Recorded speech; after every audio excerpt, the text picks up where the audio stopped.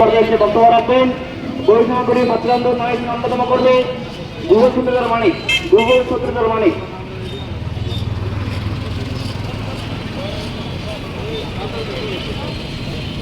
আমাদের আজকের এই প্রতিবাদী বিক্ষোভ মানববন্ধন সমাবেশের সংগ্রামী ছাত্র জনতা এবং আপনারা যারা শুনছেন, আপনাদের সকলকে আমাদের যে প্ল্যাটফর্ম বৈষম্যবিরোধী ছাত্র আন্দোলন, সেই প্ল্যাটফর্মের তরফ থেকে এবং বাংলাদেশের ছাত্র জনতার যে প্ল্যাটফর্ম, সেই প্ল্যাটফর্মের তরফ থেকে আমরা শুভেচ্ছা জানাই। আপনারা জানেন, বিগত দিনে ঢাকা বিশ্ববিদ্যালয় এবং জাহাঙ্গীরনগর বিশ্ববিদ্যালয়ে দুটি নৃশংস হত্যার ঘটনা ঘটেছে।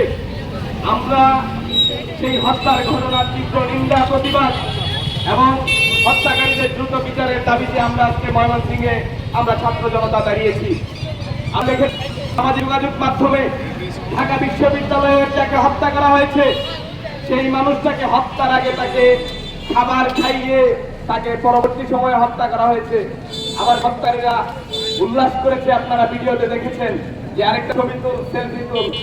এই ধরনের নারকীয় পিশাচ কার্যক্রম ঢাকা বিশ্ববিদ্যালয়ের এমএস হলের মতো একটা জায়গায় হতে পারে, আমরা সেটা ভাবতে পারিনি। আমরা সামাজিক যোগাযোগ মাধ্যমে বলেছি যে আমাদের ঢাকা বিশ্ববিদ্যালয় তো অনেক পরের কথা, জুলাই অভ্যুত্থানের বাংলাদেশে এমন ঘটনা ঘটতে পারে সেটুকু আমরা প্রত্যাশা করি না, এবং সেই ঘটনার যে বিশ্বাস সেটা আমরা করি না। আমরা মনে করি এরা যারা এই ঘটনাগুলো ঘটিয়েছে তাদের পরিচয় কি, তাদের ব্যাকগ্রাউন্ড কি, সেগুলো না দেখে তাদেরকে যথাযথ বিচারের আওতায় আনা হোক, তাদেরকে বিচারের মাধ্যমে সর্বোচ্চ শাস্তি নিশ্চিত করা হোক। এবং একই সাথে আমরা দেখেছি কোথাও কোথাও এই হত্যাকাণ্ডগুলোকে মব জাস্টিস হিসাবে তারা বলতে চেয়েছে।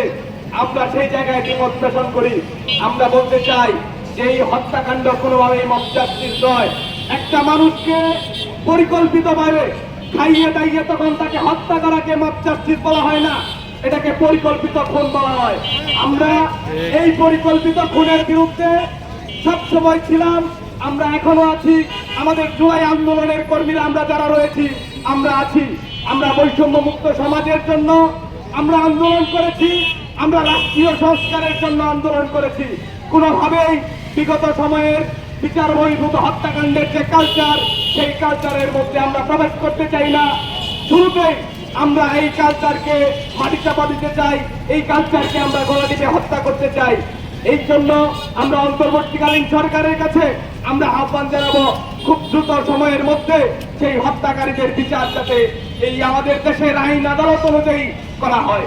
বন্ধুগণ, গতকালকে রাত্রে সামাজিক যোগাযোগ মাধ্যম সহ টেলিভিশনে আমরা আরেকটা জিনিস দেখেছি যে ঢাকা বিশ্ববিদ্যালয়ে প্রাথমিকভাবে রাজনীতি নিষিদ্ধ করা হয়েছে।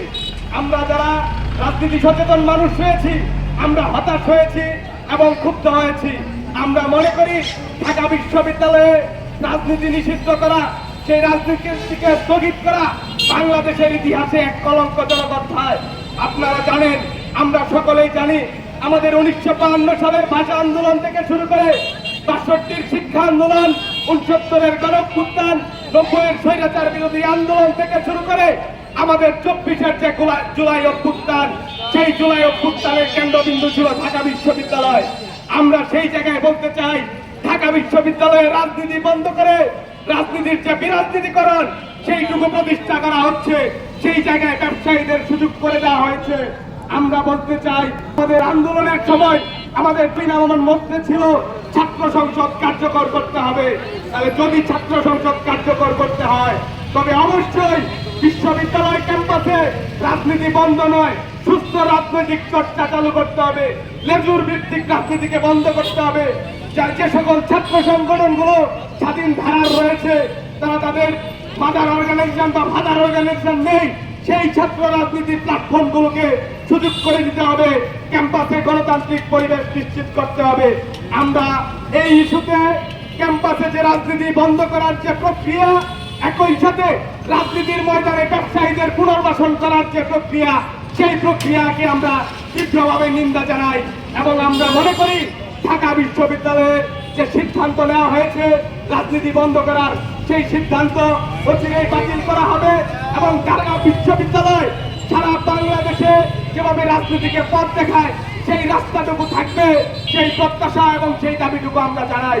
পরিশেষে আমি ঢাকা বিশ্ববিদ্যালয় এবং জাহাঙ্গীরনগর বিশ্ববিদ্যালয়ের যে দুটি হত্যাকাণ্ড হয়েছে, সেই দুটি হত্যাকাণ্ডের তীব্র নিন্দা, প্রতিবাদ এবং দোষীদের সর্বোচ্চ শাস্তির আওতায় আনার জন্য আমি দাবি জানিয়ে আমার কথা শেষ করছি। সকলকে ধন্যবাদ।